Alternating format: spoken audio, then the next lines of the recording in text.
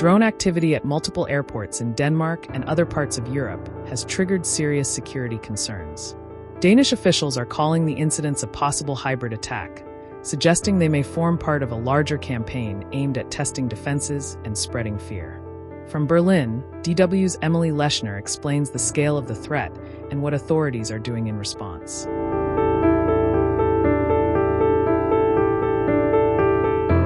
Drones violated the airspace of 4 airports, one of which is located in northern Denmark and is also used as a military base or as a military facility in addition to a commercial airport.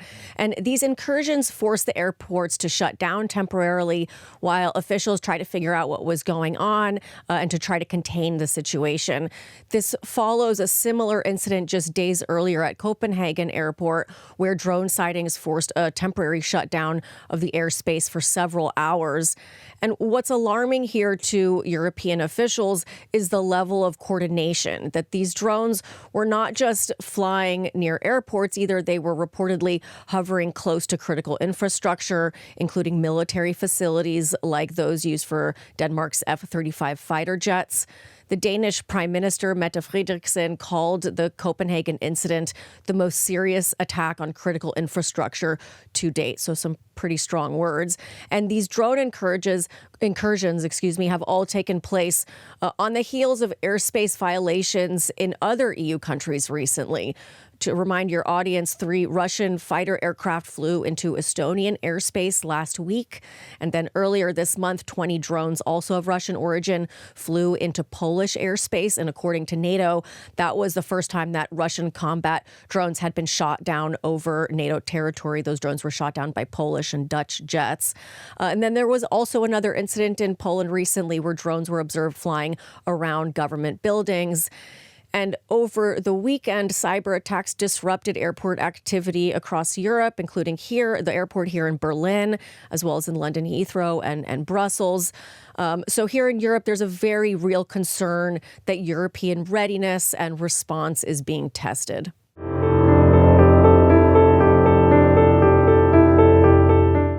Well, at this stage, Danish officials are being extremely cautious about directly naming Russia as a responsible actor. But several officials have insinuated that they do believe Russia or Russian state-backed actors are responsible, are to blame. The Danish defense minister called these incidences a hybrid attack, as you mentioned. And this term refers to tactics that fall below what's considered the threshold of conventional warfare, but are still designed to destabilize or intimidate a country. The drones, were observed roughly within the same 24-hour time frame, and that does seem to suggest that they were coordinated and systematic. The defense minister says he has no doubt of that. And the head of Denmark's National Security and Intelligence Service told reporters at a news conference that Russian covert activity poses a security threat. He didn't explicitly say that Russia was behind these threats, but it was certainly implied.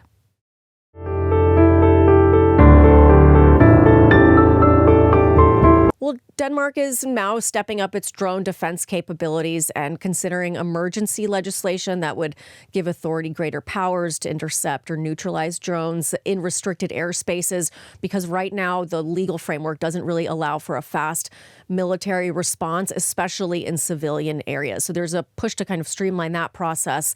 The Danish defense minister has also said that the country is working closely with NATO allies in order to share intelligence and explore the options for a more coordinated European response, possibly even deploying anti-drone technologies at key sites or on borders. And beyond Denmark, of course, this is prompting some wider conversations here in Europe about how Europe can defend itself and defend critical infrastructure from threats like drones. And if Russia is behind these incursions, what the appropriate response would look like, and what would be worth it without escalating the situation even further.